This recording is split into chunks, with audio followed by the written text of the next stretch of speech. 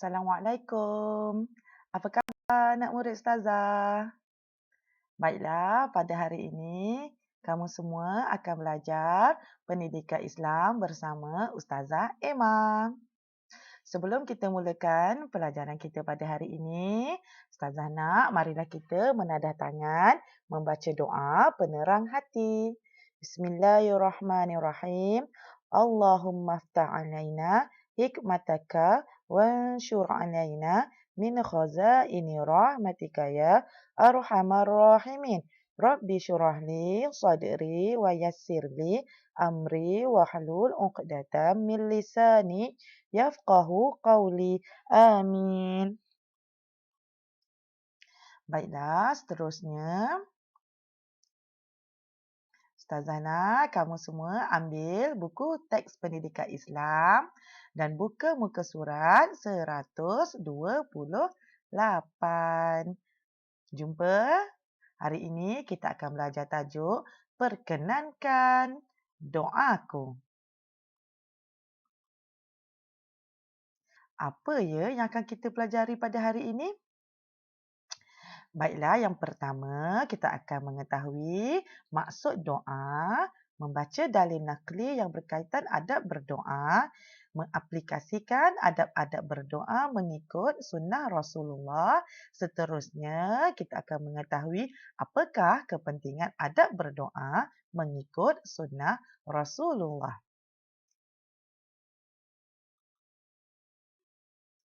Baiklah, apakah yang dikatakan dengan doa? Apakah maksud doa itu? Doa ialah perbuatan hamba memohon sesuatu kepada Allah. Siapa hamba itu? Pandai, hamba itu adalah kita manusia ni. Jadi, siapa Allah? Allah ialah Tuhan kita. Jadi, sebagai manusia dan sebagai hamba, kita perlu meminta dan berdoa kepada siapa? Kepada Allah. Baiklah. Seterusnya,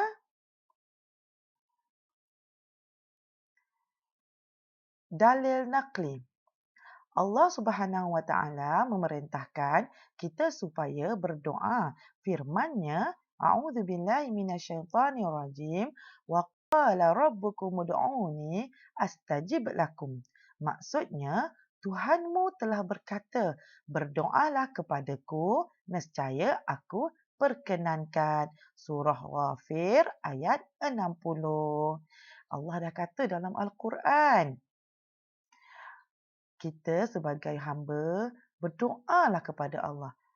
Percayalah dan insya-Allah Allah akan makbul segala doa-doa kita.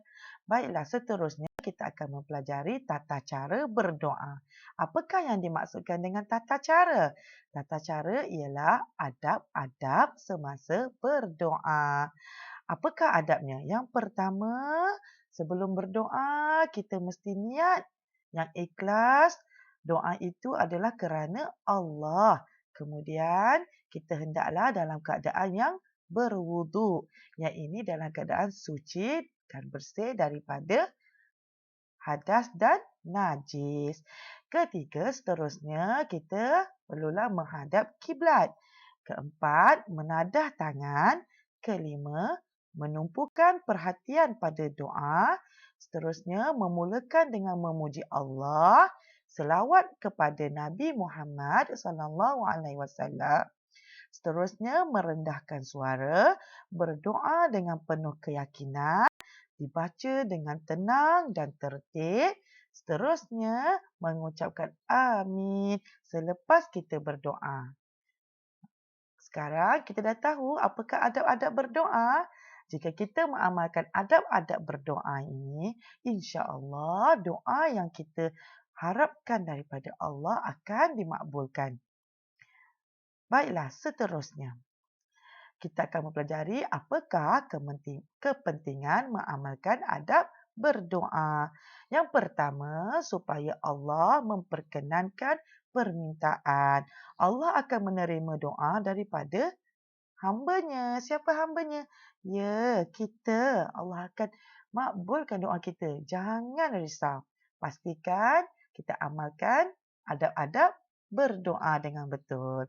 Baiklah, seterusnya memupuk peribadi yang menjaga kebersihan dan kesucian diri. Kita dituntut menjaga kebersihan diri ketika berdoa. Seperti yang Ustazah kata tadi, mestilah dalam keadaan yang berwuduk. Bila kita berwuduk bermakna kita bersih daripada hadas dan najis.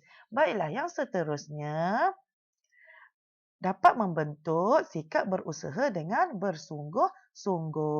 Di samping berdoa, kita harus berusaha dan tidak lalai serta leka. Ini bermakna kita percaya jika kita doa sungguh-sungguh pada Allah, Allah tak akan lupakan kita dan Allah akan makbulkan doa kita. Baiklah, seterusnya kita lihat modul. Okey, buka surat 30.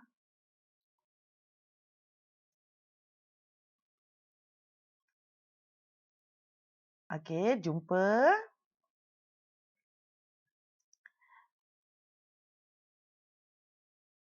Okey, Ustazah nak kamu buka modul muka surat 30. Baiklah, semula. Kita ada soalan 13, 14 dan 15. Soalan 13 ialah doa ialah perbuatan hamba memohon sesuatu kepada A. Allah, B. Nabi, C. Patung berhala, D. Matahari. Bulatkan jawapan yang betul. Baiklah, soalan nombor 14. Antara berikut, siapakah yang berdoa dengan betul? A. Amin tidak mengangkat tangan ketika berdoa. B. Alia memuji Allah semasa berdoa. C. Siti membaca doa dengan laju. D. Farhan tidak fokus semasa berdoa. Di manakah adab berdoa yang betul? Okey, kamu bulatkan sama ada A, B, C atau D. Baiklah, soalan ke-15. Mengapakah kita perlu menjaga adab ketika berdoa? A. Tidak perlu berusaha. B. Supaya mendapat pujian. C. Supaya Allah menerima doa. D. Mendapat balasan dosa. Okey, mana yang jawapan yang betul? Bulatkan. Baiklah, seterusnya kita akan sambung pelajaran seterusnya. Jangan ke mana-mana ya.